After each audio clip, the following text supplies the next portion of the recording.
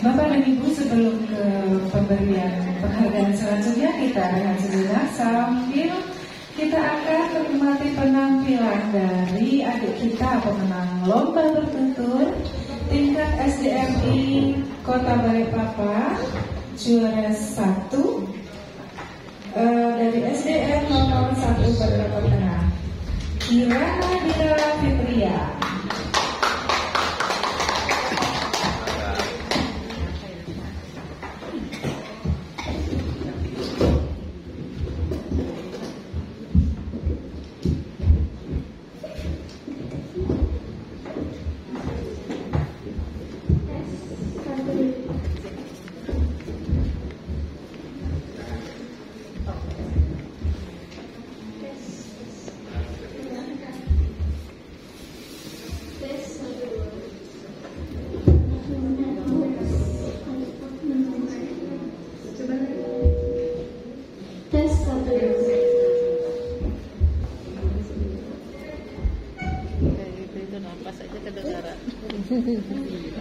Jadi adalah langkah jalan tegak langkah di sana, lalu suara itu sebutannya dalam wujudan nyata rakyat mempercayainya, bercirikan kepala singa dan bermahkota berbelai gajah, sayap burung garuda, tembus suara jari mitos melegenda, mari kita jaga bersama. Assalamualaikum warahmatullahi wabarakatuh.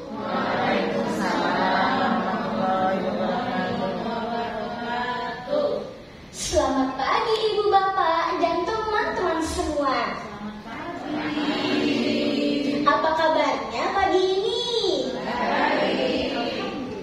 Perkenalkan, nama saya Kirana Dila Fitria dari SD Negeri nomor 1 Balikpapan Tengah. Kali ini Kirana akan membawakan dongeng cerita rakyat yang berjudul Pengorbanan Lenting dan Lentas, yang diambil dari buku 366 Cerita Rakyat Nusantara, diterbitkan oleh Adi Cita Karya Nusa pada tahun 2013. Sebelum Kirana mulai bercerita, Kirana punya pantun loh. Jangan lupa bilang cakep ya. Oke. Memetik mangga menggunakan gala. Cakep. Jatuh dua menjadi terpencar. Cakep. Izinkan saya mengucapkan bismillah. Semoga cerita ini berjalan dengan lancar. Yang mulai bercerita ya. Oke. Pada zaman dahulu, di Kalimantan Timur berdirilah sebuah kerajaan yang aman dan makmur. Kemakmuran itu disebabkan oleh tanah di wilayah kerajaan yang amat subur. Rakyatnya pun rajin bekerja, sehingga hasil pertanian menjadi sangat melimpah ruah. Sayangnya, rakyat tidak pandai-pandai mengolah hasil yang telah mereka peroleh. Sesudah panen, mereka mengadakan pesta era besar-besaran yang dilaksanakan hingga berhari-hari. Bahkan ada juga yang berminggu-minggu.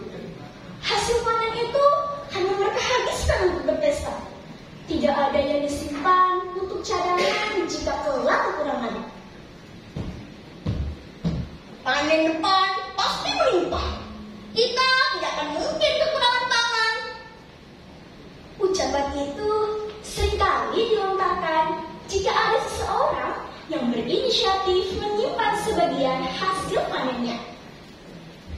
Suatu masa, kerajaan itu dilanda musibah. Kekeringan melanda di seluruh wilayah kerajaan. Tumbuh-tumbuhan layu, bahkan merambas daunnya karena kekurangan air. Tanah persawahan pun retak-retak. Rumput-rumput menjadi sangat kering, sehingga hewan ternak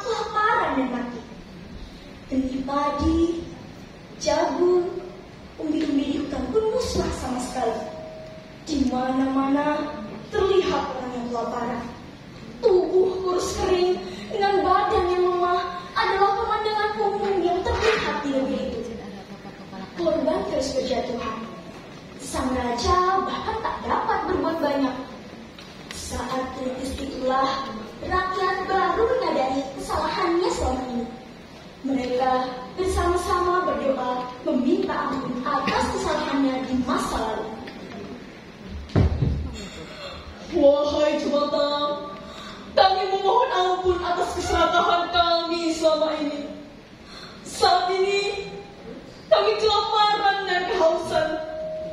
Tidak ada persediaan makanan untuk kami makan. Ampuni kami, Jubata. Ucap sang raja berdoa meminta ampun kepada Jubata. Sementara itu, di suatu dusun di negeri itu, tinggallah seorang janda bersama kedua anaknya. Anak pertama perempuan bernama Lenting, sedangkan anak kedua laki-laki bernama Lentas. Kampung mereka tak luput dari musibah kelaparan itu. Sejak tak melihat sangat lemah dengan tubuh yang terus kering. Sudah 2 hari, ia dan kedua anaknya itu tak makan. Seteguk air pun tidak mengisi perutnya. Suatu malam, si janda bermimpi didatangi seorang kakek tua.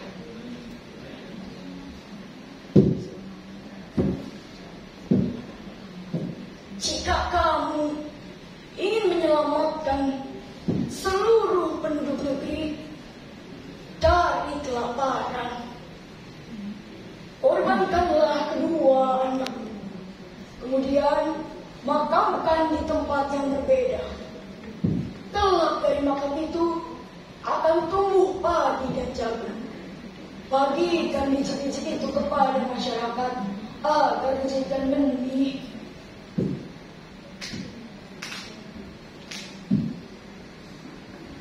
Ucap sang kakek, si janda terbangun.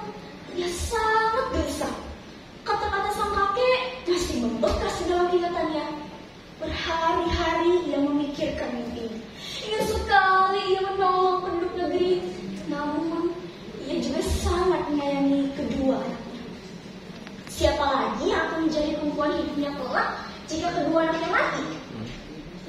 Karena bingung, ia bergegas menemui ketua kampung untuk meminta nasihat. Wahai ketua, saya bermimpi sangat menyenangkan sekali.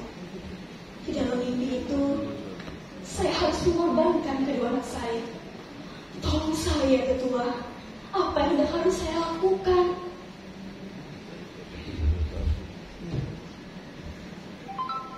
Mohon maaf, Alita. Terlalu berat untuk saya memutuskan. Saya tak dapat memberikan Adinda jawaban. Ucap ketua kampung. Karena ketua kampung tak dapat memberinya jalan keluar, si janda menceritakan perihal mimpinya itu kepada kedua anaknya. Wahai anak ibu, Lenting dan Lentas, ibu bermimpi sangat mengerikan sekali.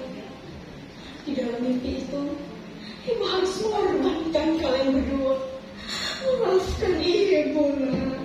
Berat hati ini untuk melakukan semuanya. Ibu, korbankan kami demi negeri ini. Tak dikorbankan pun, toh kami juga akan mati karena kelaparan. Kami rela mati demi negeri ini, Bu.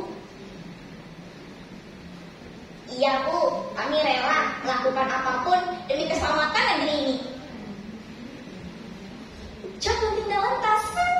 Keesokan harinya, si janda terbangun. Di sampingnya sudah bunuh kedua anaknya itu. Ibu, laksanakanlah anjuran yang ada di dalam mimpi ibu segera. Kasihan rakyat negeri kita, Bu. Ucap si Lenting. Kemudian kedua anaknya itu terlentang di depan ibunya.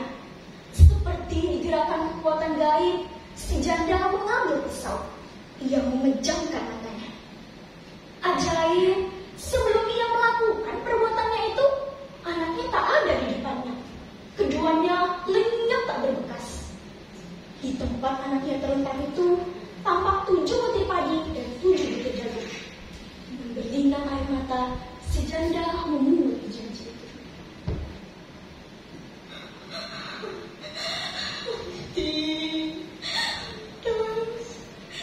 Maafkan ibu, nak. Kalian berkorban demi negeri ini. Maafkan ibu.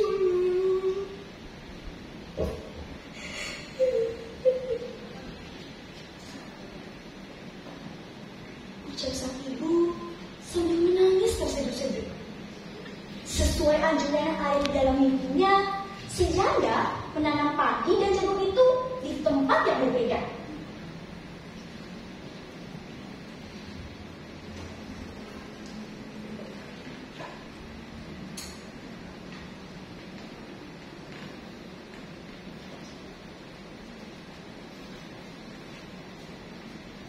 Beberapa hari kemudian, tumbuhlah biji-biji yang ia tanam itu.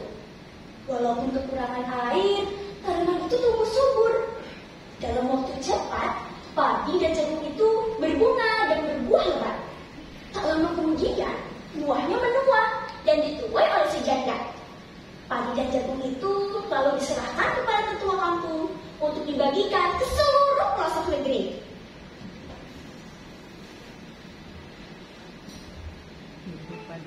Wahai ketua, saya menyerahkan padi dan jagung ini untuk bisa membantu kelaparan pada negeri ini. Padi dan jagung ini adalah hasil pengorbanan dari kedua anak saya untuk pengabdian mereka pada negeri ini. Terima kasih banyak Adinda. Semoga dari padi dan jagung ini dapat membantu kelaparan pada negeri ini. Terima kasih, saya ucapkan terima kasih.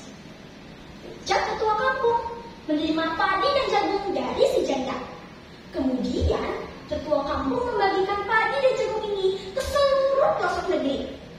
Saat semua masyarakat sedang memperoleh bibit-bibit itu, tiba-tiba hujan turun dengan deras. Berakhirlah kemarau panjang itu. Masyarakat kemudian berduyun-duyun ke sawah ladangnya untuk menanam padi dan jagung. Masyarakat juga mengucapkan syukur dan terima kasih kepada si janda.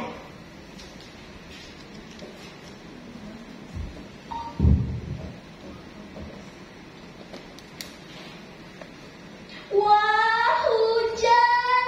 Terima kasih Jembatan, terima kasih. Kami ucapkan banyak terima kasih. Engkau telah menurunkan hujan untuk negeri ini. Terima kasih Ibu Nyalanting Dalentas. Berkat Engkaulah kami sekarang tidak kelaparan dan kehausan lagi. Terima kasih, terima kasih. Kami ucapkan banyak terima kasih.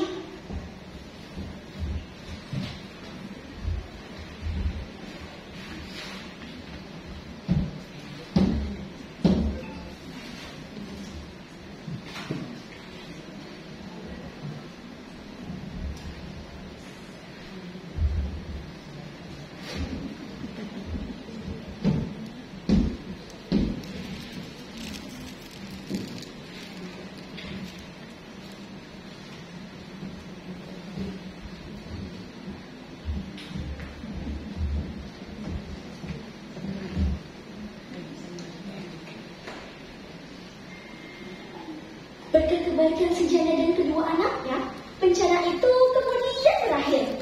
Nama Lenting Dalentas terus dikenang sebagai seorang pahlawan bagi kesejahteraan penduduk negeri. Meskipun ia telah tiada, jasanya selalu dikenang masyarakat. Nah, hadirin semua, ada tidak yang mau menjadi Lenting Dalentas yang berjasa bagi orang banyak? Di dalam cerita Lenting Dalentas ada pesan moral yang harus kalian ambil loh. Pesan moral yang terkandung dalam cerita Lenting Dalentas adalah kita sebagai manusia tidak boleh sombong, serakah, juga menghambur-hamburkan kekayaan. Karena kehidupan itu dapat selalu berubah-ubah. Kita juga harus selalu bersiap dalam setiap keadaan yang ada dan bersyukur kepada Tuhan Yang Maha Esa serta dalam berkorban demi kepentingan bersama. Hadirin semua, kirana akhiri dulu ya